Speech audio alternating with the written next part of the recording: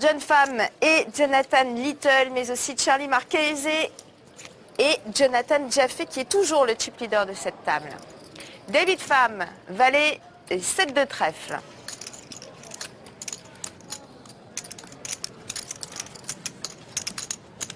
On 30. 8, 5 de cœur, 130 000. Jonathan Little qui va jeter cette main. Charlie n'a pas joué un coup, je crois, Oui. depuis le début. Il paye. What you got behind about Charlie? 1, 2, 6. Combien est-ce qu'il lui reste derrière? 770. Autour de 770 000. C'est pas beaucoup. C'est un joueur amateur, hein, Charlie Marchese, aucun résultat notable, Oui. sa première table Et c'est- finale. C'est bien pour ça qu'il paye juste avec As-4 dépareillé. Il n'y a aucun intérêt à te payer cette somme-là quand on est si short, 70,000. où on met tapis, où on passe. Il a hérité d'un tirage quinte. Donc maintenant, il essaie d'optimiser. Mais Jonathan a touché une paire. Waouh! Il a trouvé sa quinte. 80,000. Ah, là, pour le coup, il va vraiment optimiser. Come on. Ah. Tapis pour Charlie. Pourquoi tapis? C'est peut-être un peu fort, non? Ouais, il veut éviter le tirage couleur. Il a peur d'un éventuel tirage couleur. Il y a 2 tirages couleur sur le board. Mais bon, malheureusement, il ne sera pas payé. Même si Jonathan semble... Jonathan a beaucoup Réfléchir. plus d'argent que lui.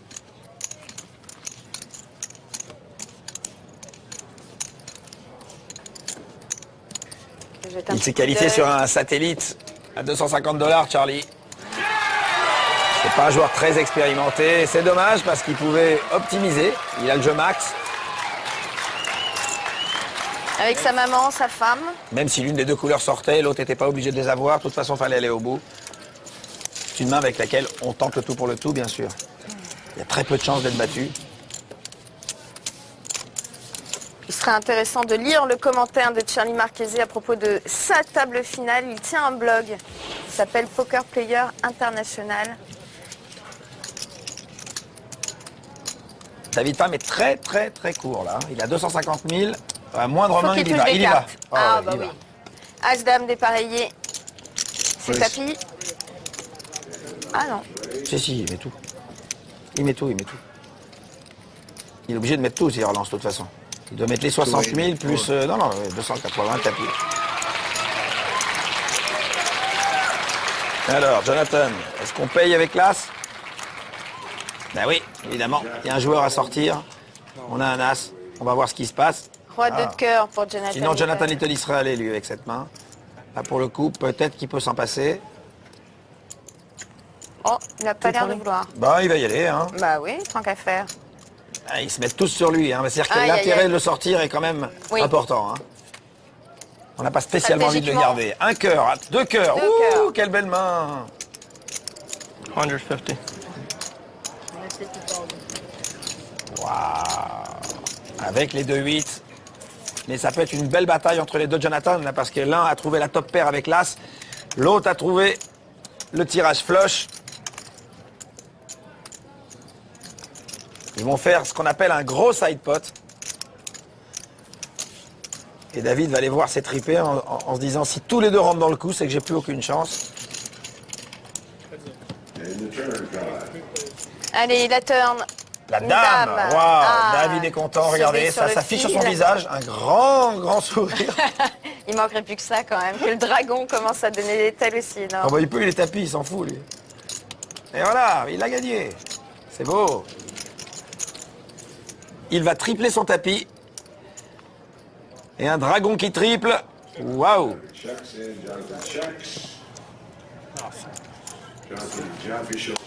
Quel coup, on est content parce qu'on va garder David Pham à la table. Oui, On le a dragon. besoin de ce genre de joueur avec nous. On a besoin de réfléchir pendant toute la semaine à savoir ce qui va se passer mercredi prochain. Là, on le sent soulagé. Vous cherchiez son sourire tout à l'heure. Là, pour le coup, il est bel et bien présent. Ils ne sont plus que 4 et nous les retrouverons Dragon didn't go down yet. Exactement, la semaine prochaine, le dragon est toujours là, on en est content parce que ça ne fait que renforcer l'intérêt pour cette table finale. Absolument. Avec Jonathan Little aussi à voir, on l'a peu vu, mais bien vu. Il a des jetons, mais c'est intéressant de voir que le dragon à tapis, tout le monde a envie de le mettre à terre, quoi. Ils y vont, avec roi de cœur, il pouvait très bien s'en passer. Non, il y va, on sait jamais. Et puis ça sera intéressant aussi de voir ce que vont faire Jonathan Jaffe, qu'on l'on connaît moins, une star d'Internet, et Charlie Marchese, qui lui est un amateur à cette table finale. Tout ça, on va le voir la semaine prochaine. Dans un instant, surtout, on va recevoir notre invité, c'est Aurélien Giglini. Il sera là avec nous en plateau, mais d'abord, je sais que vous attendez ce moment avec impatience. Que va-t-il se passer la semaine prochaine? Quelques images pour vous répondre. Dans le prochain épisode. John sait très bien qu'il ne paiera pas, il veut juste le titiller un peu. Made me sweat there, John. Waouh, incroyable, c'est un pot énorme.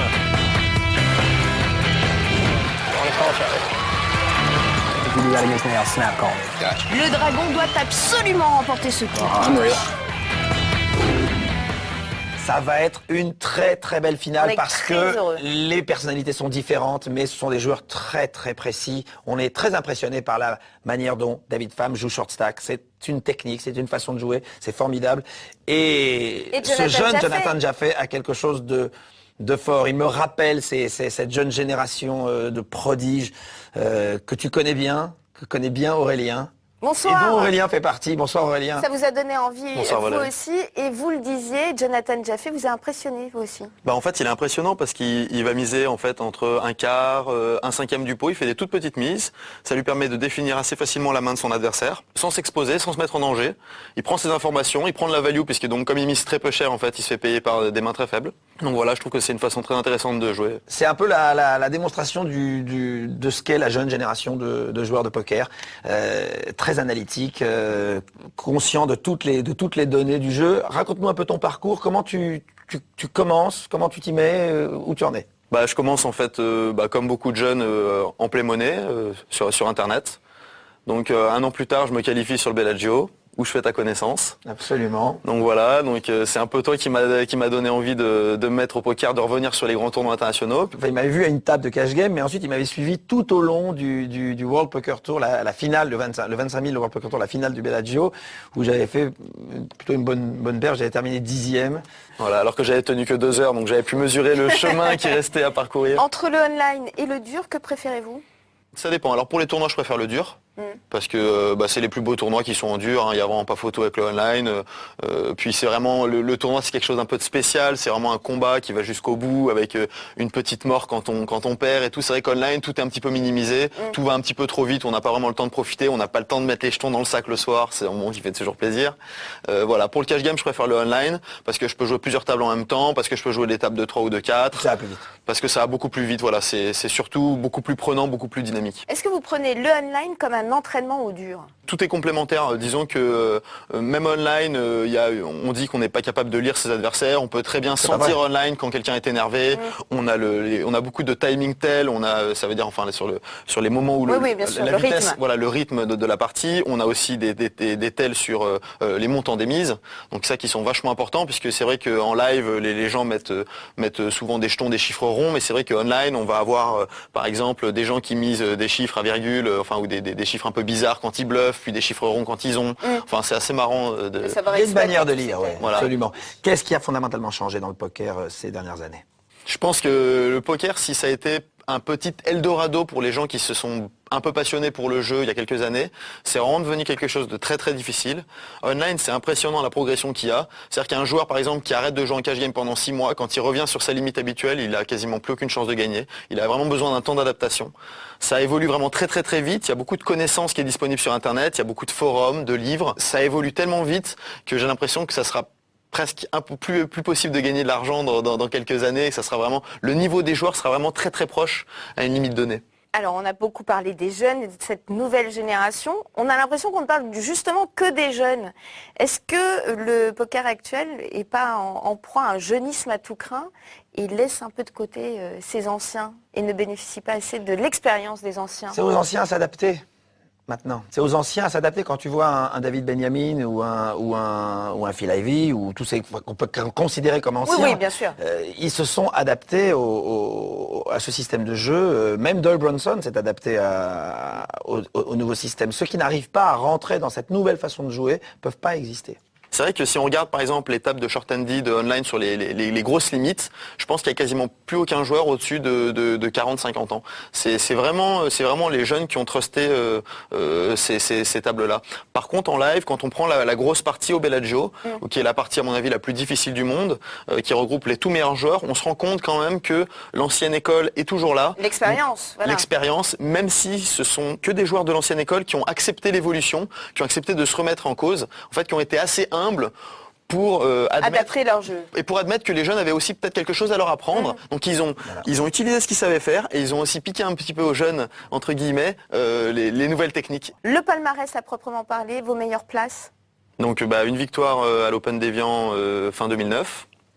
Et puis quelques places payées sur un EPT, puis sur des tournois un peu plus 13e ou WSOP Short and Dead à 5000 quand même. 13e sur Mais il faut nous dire tout ça. sur enfin, 928 joueurs. C'est une grosse perf ça. Ouais, je suis pas passé loin de réussir quelque chose de vraiment grand, puisque les 13e places, ça s'oublie. Hein. Finalement, il y a à peu près que les victoires qui restent, ou vraiment les grandes places d'honneur. Le rêve absolu pour vous? Le rêve absolu, je dirais un deep run lors du main event, puisque c'est le tournoi le plus long, le plus gros, et je pense que revenir au main event, genre quelque chose comme le 8e jour, ça doit être quelque chose de Un dingue. deep run, c'est-à-dire Un deep run, en fait, un long parcours. C'est voilà, c'est Pour un dictionnaire vivant, vous êtes parfait. Merci beaucoup en tout cas d'avoir été notre invité. Nous, on va se retrouver la semaine prochaine Avec plaisir. pour l'épilogue du Foxwoods World Poker Finals. On aura un autre invité, c'est Antoine Saou. On termine avec Antoine Saou cette saison, puisque c'est celui qui a fait la performance la plus remarquable l'année dernière au World Series. Il a terminé 3e de ce tournoi et, vu les mains qu'il a jouées, il aurait pu terminer 1er. Est-ce que cette année il réitérera son exploit? En tout cas, on le recevra juste avant. Avec Antoine Saou, Jonathan Little et John Pham. Que demander de plus? On vous retrouve donc mercredi prochain. On vous embrasse. Salut. Salut.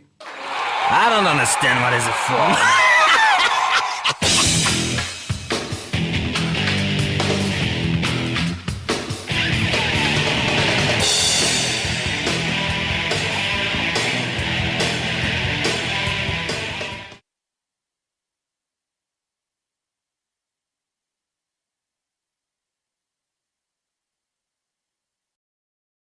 Take on the world at the world's largest poker room, partypoker.com. Everyone's playing.